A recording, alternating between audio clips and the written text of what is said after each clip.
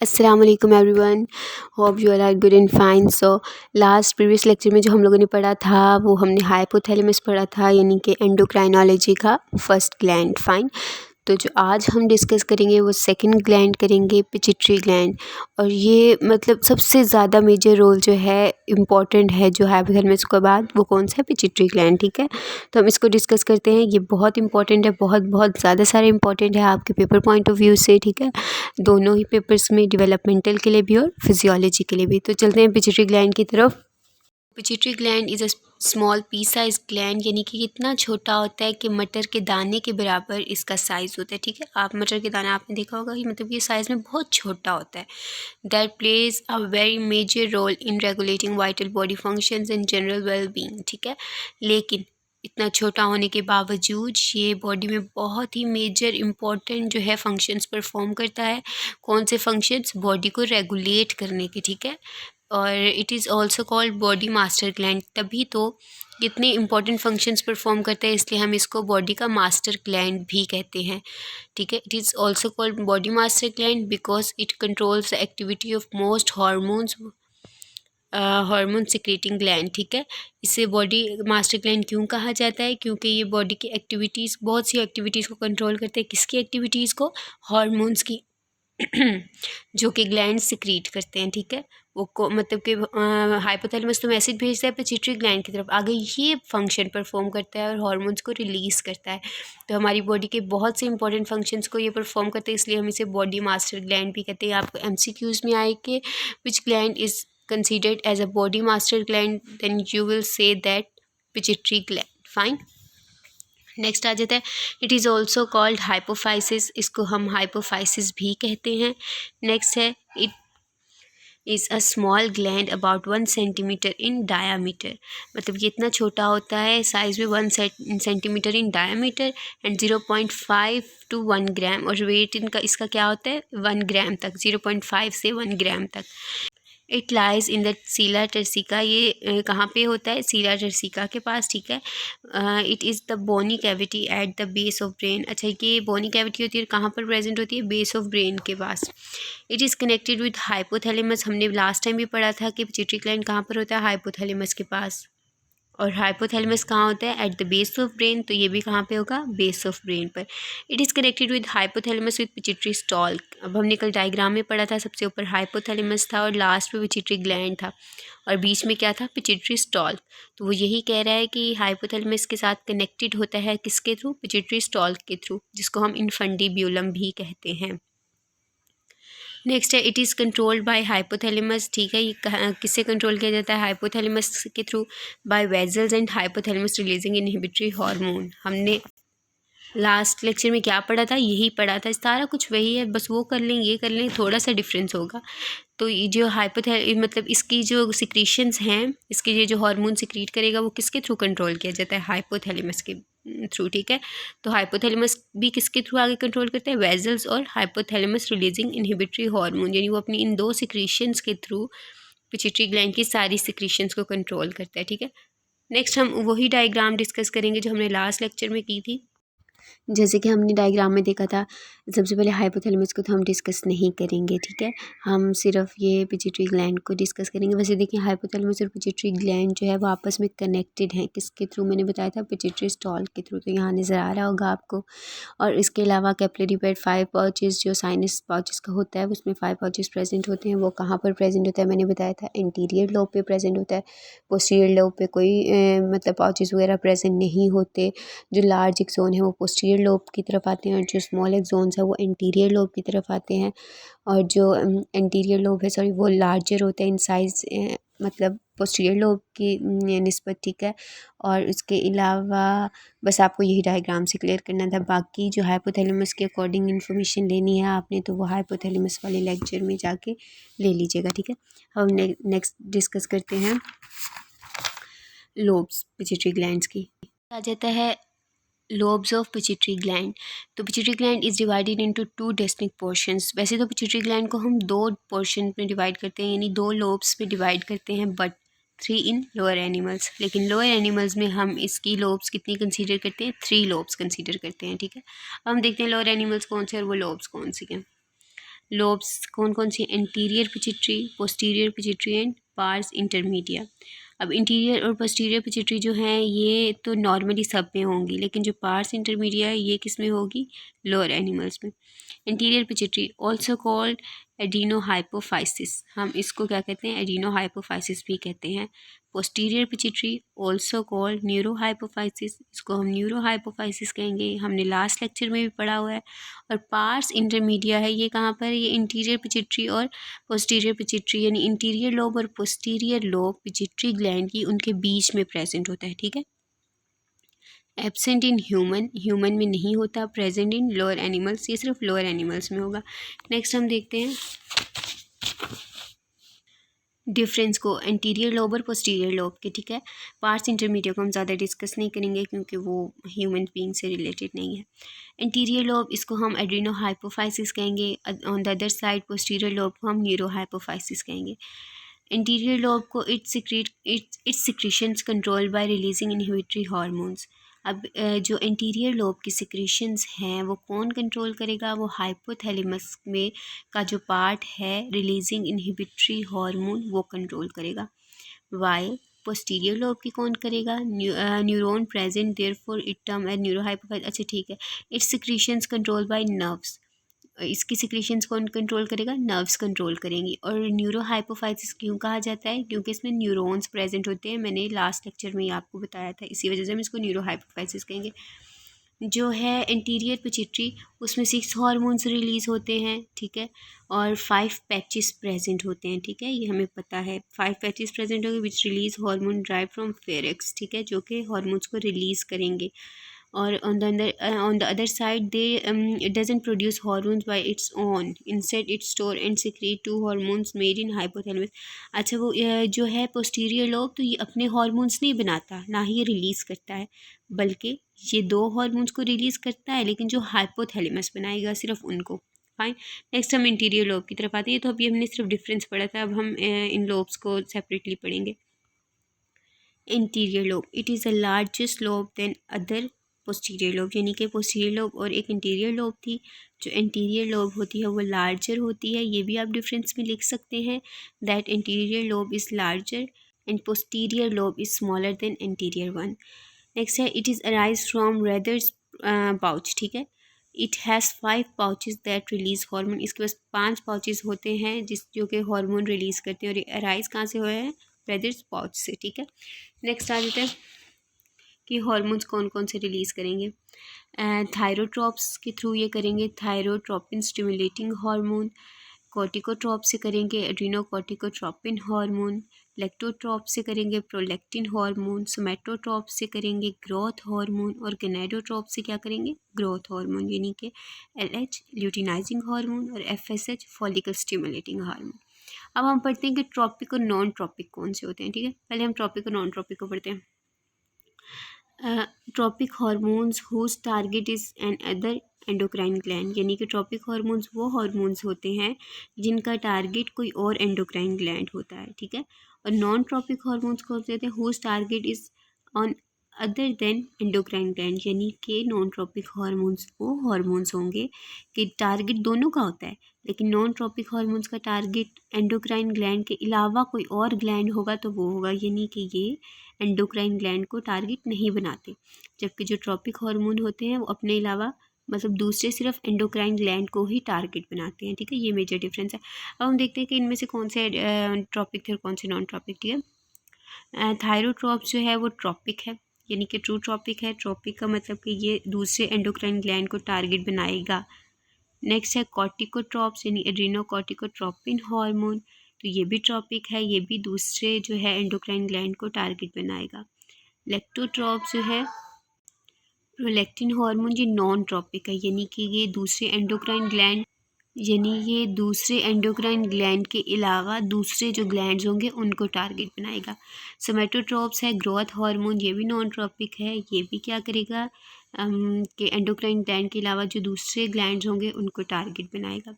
Last पे आ गया गोनेडोट्रॉप्स यानी कि ग्रोथ हार्मोन, ये ट्रॉपिक है, ठीक है, यानी कि ये हार्मोन्स उसको टारगेट बनाएंगे जो दूसरे एंडोक्राइन ग्लैंड्स होंगे और किसी को टारगेट नहीं बनाएंगे। नेक्स्ट देखते हैं हम क्या, अब हम इंटीरियर लोब को डिस्कस कर रहे थे, तो हम इंटीरियर लोब के ही पहले हार्मोन्स को डिस्कस करेंगे, उनकी सिक्रीशंस कौन कौन सी हैं और फिर उन हार्मोन्स के फर्दर फंक्शंस क्या हैं बॉडी में। So hormones of interior lobe and their functions, मैंने बताया था 5 पाउचेस प्रेजेंट होती हैं इंटीरियर लोब पे जो कि 6 हार्मोन्स को रिलीज़ करती हैं। There are 6 hormones of interior lobe. कितने हार्मोन्स होते हैं इंटीरियर लोब के? 6 हार्मोन्स। कौन कौन से? सबसे पहला है थायराइड स्टिमुलेटिंग हार्मोन, सेकंड वाला और जो थर्ड वाला है, सेकंड पे लिखा है फॉलिकल स्टिमुलेटिंग हार्मोन FSH और थर्ड पे लिखा है ल्यूटिनाइजिंग हार्मोन LH। अब इन दोनों हार्मोन्स को हम सिंगल ही कंसीडर करेंगे एज अ ग्रोथ हार्मोन या गोनेडोट्रोपिन। तो यानी अभी तक हमने सिर्फ 2 हार्मोन्स पढ़े हैं, कौन कौन से? थायराइड स्टिमुलेटिंग हार्मोन और गोनेडोट्रोपिन यानी ग्रोथ हार्मोन। यहाँ पे वैसे फोर्थ मेंशन है लेकिन एज अ थर्ड हम पढ़ेंगे एड्रीनोकॉर्टिकोट्रोपिन हार्मोन। ओके, नेक्स्ट है सोमेटोट्रोपिन हार्मोन और लास्ट वाला है प्रोलैक्टिन हार्मोन। ठीक है, वैसे ये 5 हैं लेकिन अगर हम ल्यूटिनाइजिंग और फॉलिकल को सिंगल सिंगल करें तो 6 हार्मोन्स बन जाते हैं। तो सबसे पहले जो हमने पढ़ा था वो कौन सा हार्मोन था? Thyroid stimulating hormone. ठीक है, तो थायराइड स्टिमुलेटिंग हार्मोन होता क्या है? It stimulates the production of thyroid gland. अब नाम से ही हमें पता चल रहा है थायराइड स्टिमुलेटिंग हार्मोन है, यानी थायराइड ग्लैंड स्टिमुलेटिंग यानी कि स्टिमुलेट करेगा। तो it stimulates the production of thyroid gland and it's secretion, यानी ये स्टिमुलेट करेगा, इन्हेंस करेगा प्रोडक्शन को किसकी? थायराइड ग्लैंड्स की। ठीक है, उनको एक्टिव कर देगा ताकि वो अपनी सिक्रीशंस को जो है रिलीज़ करें। कौन कौन सी इसकी सिक्रीशंस होती हैं? थायरॉक्सिन यानी T3 और T4। ठीक है, अब हम यहाँ पे इनके फंक्शंस पढ़ेंगे क्या क्या होते हैं। थायराइड ग्लैंड यानी T3 और T4 का फंक्शन क्या है? इंक्रीज मेटाबॉलिज्म और इंक्रीज ग्रोथ। ये हम लोगों ने पहले पढ़ा था जब हम लोगों ने ओवरव्यू लिया था ग्लैंड्स का। तो T3 T4 का फंक्शन क्या था कि ये दोनों जो हैं ये ग्रोथ हार्मोन कंसीडर किए जाते हैं इकट्ठे, और ये दोनों मेटाबॉलिज्म को इंक्रीज़ करते हैं, हीट रेगुलेशन को करते हैं और ग्रोथ को इंक्रीज़ करते हैं।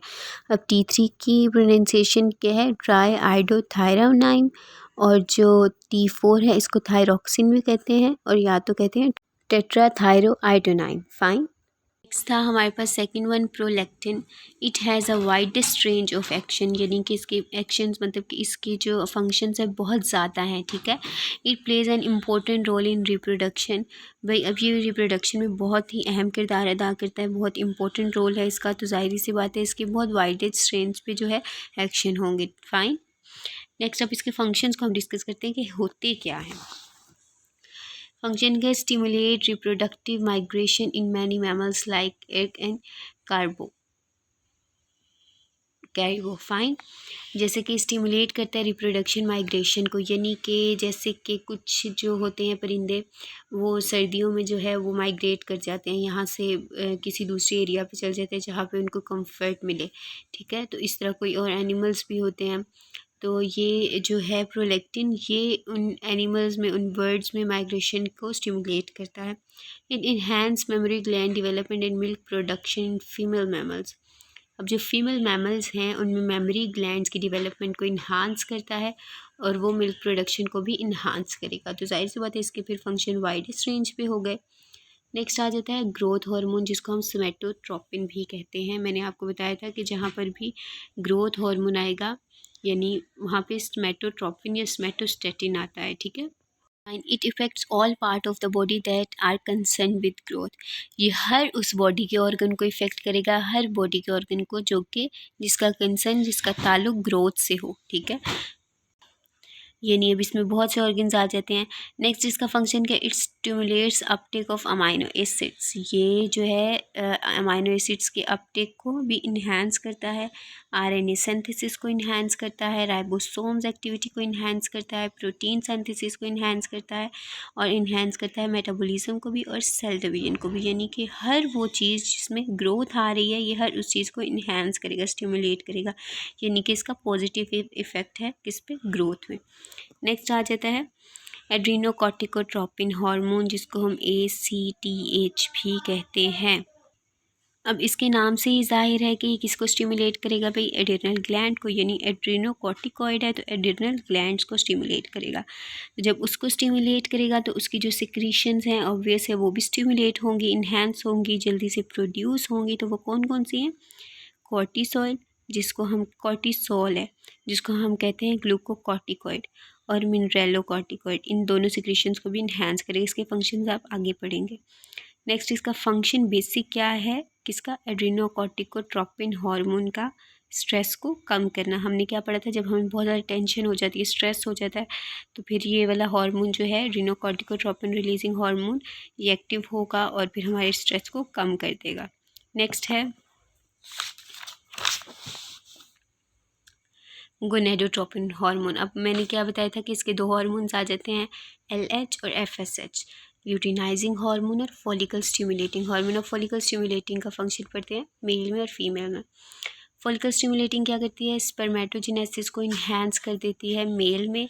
स्पर्मेटोजेनेसिस मेल में ही होती है, ठीक है, तो उसको इन्हेंस कर देती है by stimulate cells of testis. किस तरह, टेस्टिस में जो सेल्स होते हैं उनको स्टिमुलेट करती है, एक्टिव करती है, जिसकी वजह से स्पर्मेटोजेनेसिस होती है, स्पर्म की प्रोडक्शन होती है। फीमेल में क्या करती है, फॉलिकल्स को प्रोड्यूस करती है, ल्यूटिनाइजिंग फॉलिकल स्टिमुलेटिंग हार्मोन, नाम से ही पता चल रहा है फॉलिकल स्टिमुलेटिंग है, तो ये फॉलिकल्स को प्रोड्यूस करेगी। अब स्टार्ट में तो फॉलिकल्स प्रोड्यूस हो जाते हैं, अब जाहिर सी बात है उसमें से मेच्योर एग ने भी तो बनना होता है ना, मेच्योर फॉलिकल बनेगी जिसमें से एग रिलीज होगा, कॉर्पस ल्यूटियम फॉर्म होगा। तो ये भी कौन करता है, फॉलिकल स्टिमुलेटिंग हार्मोन ही करता है। नेक्स्ट है प्रोड्यूस एस्ट्रोजन बाय ओवरी, ये ओवरी के थ्रू एस्ट्रोजन भी प्रोड्यूस करता है। नेक्स्ट ल्यूटिनाइजिंग हार्मोन का हम पढ़ते हैं मेल और फीमेल में। ये 2 हार्मोन्स हैं जो मेल और फीमेल दोनों में प्रेजेंट होते हैं और इनमें दोनों में ही मेजर रोल किरदार जो है वो अदा करते हैं। अच्छा, ल्यूटिनाइजिंग हार्मोन मेल में क्या करते हैं, ये भी स्पर्मेटोजेनेसिस को इन्हांस करेगा, और फीमेल में ये ओव्यूलेशन करवाएगा। ल्यूटिनाइजिंग हार्मोन ओव्यूलेशन करवाता है, और ऑन द अदर साइड जब ओव्यूलेशन होगी तो कॉर्पस ल्यूटियम फॉर्म होगा। जैसे इसका नेक्स्ट फंक्शन लिखा हुआ है फॉर्मेशन ऑफ कॉर्पस ल्यूटियम। अब एक सेल है जिसमें ओव्यूलेशन हो गई तो एग निकल गया, ठीक है, बाकी जो मटेरियल बच गया उसने अपने आप को मॉडिफाई कर दिया येलोइश स्ट्रक्चर में, येलोइश ग्लैंडुलर स्ट्रक्चर में, और उसको हम कॉर्पस ल्यूटियम कहते हैं। सिक्रीट फीमेल सेक्स हार्मोन, जिसे फीमेल के सेक्स हार्मोन्स को भी सिक्रीट करता है, ठीक है, जिसको हम कौन से, एस्ट्रोजन और प्रोजेस्टेरॉन। और ये जो 2 हार्मोन्स हैं ये आगे जाके क्या करते हैं, एंडोमेट्रियम की फॉर्मेशन में हेल्प आउट करते हैं। नेक्स्ट है posterior lobe of pituitary gland. अब हमने इंटीरियर लोब पढ़ ली थी जिसको हमने क्या कहा था, एड्रीनो हाइपोफाइसिस। अब हम कौन सी करें, पोस्टीरियर लोब जो कि छोटी है, ठीक है, इसको हम क्या कहेंगे, neuro hypophysis. 2 types of hormones release from posterior pituitary, यानी कि यहाँ से 2 हार्मोन्स रिलीज होते हैं, कहाँ से, पोस्टीरियर पिट्यूटरी से, और एंटीरियर पिट्यूटरी से 6 हार्मोन रिलीज होते थे। अब वो हार्मोन्स कौन कौन से हैं हम वो देखते हैं। पहला है ऑक्सीटोसिन और दूसरा है एंटी ड्यूरेटिक हार्मोन। ऑक्सीटोसिन का क्या काम है, play an important role in mammalian reproduction, यानी कि मैमल्स की रिप्रोडक्शन में जो अहम किरदार अदा करता है वो कौन सा है, oxytocin. Next effect on smooth muscles, और ये स्मूथ मसल्स पर भी इफेक्ट करता है। नेक्स्ट है oxytocin before birth and induce labour pain, birth से पहले ये क्या करेगा, लेबर पेन, जो फीमेल में लेबर पेन होती है उसको इंड्यूस करवाएगा, उसको क्रिएट करवाएगा, किसकी तरह, कंट्रैक्शन करवाएगा यूट्रस में, जिसकी वजह से क्या की लेबर पेन स्टार्ट हो जाएगी। और बर्थ के बाद ये क्या करता है, मिल्क इजेक्शन, यानी कि जिससे बेबी फीड करेगा। नेक्स्ट एंटीड्यूरेटिक हार्मोन क्या करते हैं, stimulate urine excretion but decrease urine secretion, ठीक है, ये क्या करता है, जब हमारी बॉडी में ज़ाहिर सी बात है क्या होगा कि पानी जो है वो कम होगा, तो ये इन्हेंस करेगा, एक्सक्रीशन को निकालेगा, यानी कि यूरिन की एक्सक्रीशन ज़्यादा करेगा लेकिन उसकी फॉर्मेशन को कम कर देगा, ठीक है। जैसे मैमल जो है लूज़ वाटर, जब पानी कम हो जाएगा तो बॉडी डिहाइड्रेटेड हो जाएगी, बॉडी डिहाइड्रेटेड हो जाएगी तो एंटीड्यूरेटिक हार्मोन रिलीज़ होगा जिसको हम ADH भी कहते हैं। वो क्या करेगा, इंक्रीज़ वाटर एब्जॉर्प्शन या एब्जॉर्प्शन बाय किडनी, ये किडनी से क्या करेगा, वाटर को एब्जॉर्ब करेगा, उससे क्या होगा, लेस जो यूरिन है वो सिक्रीट होगा और जो किडनी है वो रिटेन हो जाएगी, यानी वाटर जो है वो नॉर्मल हो जाएगा और बॉडी क्या होम्योस्टेसिस पे आ जाएगी। बस हमारा पिट्यूटरी ग्लैंड का टॉपिक इतना ही था। उम्मीद है आप लोगों को समझ आ गई होगी। अगर कोई कन्फ्यूजन है तो मुझे कमेंट सेक्शन में बता दें, मैं आपको क्लियर कर दूंगी। नोट्स आप मुझे मेल पे टेक्स्ट कर दीजिएगा, मैं आपको वो भी सेंड कर दूंगी, या तो जिसका टेलीग्राम है मुझे बता दें, मैं लिंक सेंड कर दूंगी आप लोगों को। और इसके अलावा नेक्स्ट हम डिस्कस करेंगे थायराइड ग्लैंड, पिट्यूटरी ग्लैंड हमारा हो गया, इंटीरियर लोब वाला भी और पोस्टीरियर लोब वाला भी, हाइपोथैलेमस भी हो गया है। हम थायराइड और पैराथायराइड को करेंगे। उसके अलावा पेंक्रियाज का मैं आपको बता दूंगी। बाकी जो है हम लोगों ने क्या किया हुआ है, किडनी को हमने डिस्कस किया हुआ है, हार्ट हम डिस्कस कर लेंगे। जो मेजर मेजर है जिनका आता है एग्ज़ाम में तो वो डिस्कस कर लेंगे। अगर उसके अलावा भी किसी ने कोई इन्फॉर्मेशन लेनी है तो मुझे कमेंट सेक्शन में बता दे, मैं उस पर टॉपिक आपको लेक्चर दे दूँगी। ठीक है, thank you so much. Channel को लाइक, सब्सक्राइब और शेयर करना मत भूलिएगा। सबके साथ जज़ाकल्लाह खैर।